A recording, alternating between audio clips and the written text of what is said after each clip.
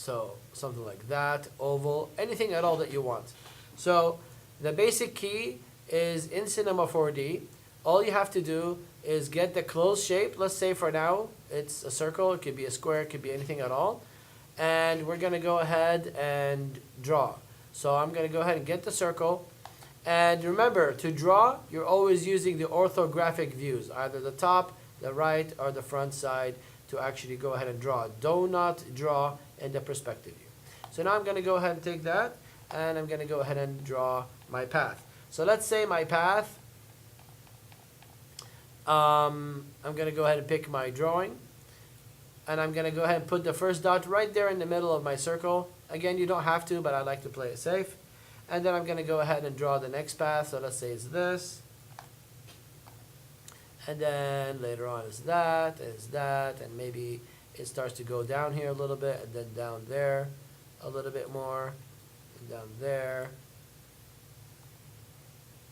And then that's the floor.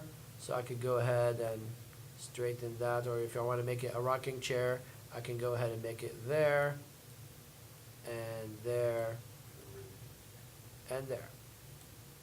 So now I'm going to hit enter. So now my sweep path is done. I can manipulate it later. It doesn't have to be exact now, just like we learned with the other exercise, the Coke exercise, the Coke bottle exercise. So now all I have to do is hit enter, make sure that I'm done. Go out, object mode, everything is done.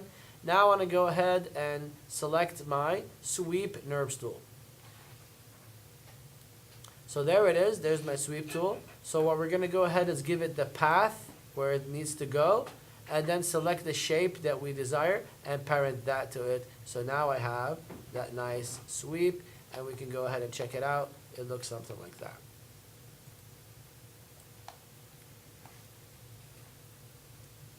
Now, let's say you're still working on the shape. Let's say it's not a perfect circle. The other one was oval. Am I correct? So what I could do is I could still manipulate the circle, and anything I manipulate the circle with, it will actually affect the overall shape. So if I go to the front view and I go ahead and select my points, so make it editable, and then bring up the points. So now let's just turn the surface off so you don't get confused. I'm only looking at my shape. So if I go ahead and select my points,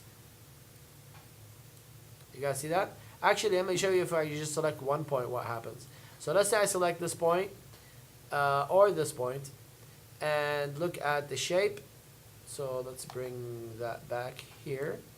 So anything I do to that point will thus affect the entire overall shape. So if I push it in, you'll see that it pushes in the shape more. So it's going to be more like that. Is it? I think it's taking the wrong rotation axes. So, but overall, anything you manipulate, if I wanted to, so that is getting there. I guess it just reversed those. Let's go ahead and push that. That will take me to the other side.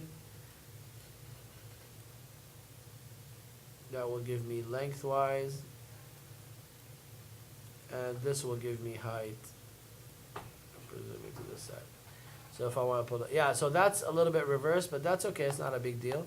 But if I wanted to get an oval shape, so all I have to do is select all my points. Again, I go into my select tool, make sure that my object is points are on, they're active, and all I have to do is just select all these.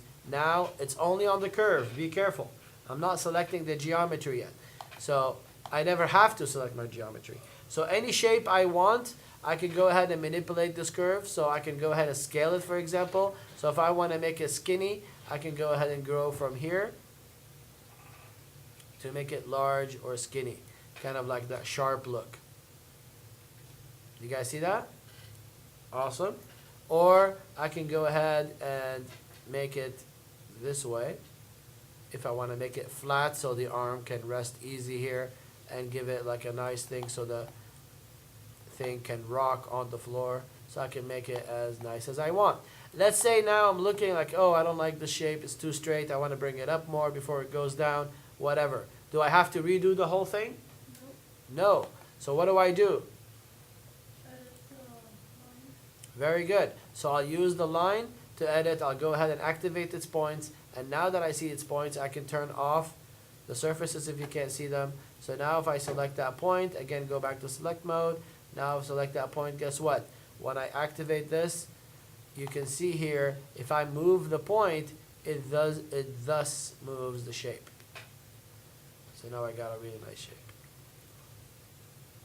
So then I can put the pillows and everything else here. Once I'm done, what am I supposed to do? Exactly, current state to object. So current state to object, that's it. I'm done with this shape. It gives me a brand new shape that is free from any history or manipulation because you want to keep it light.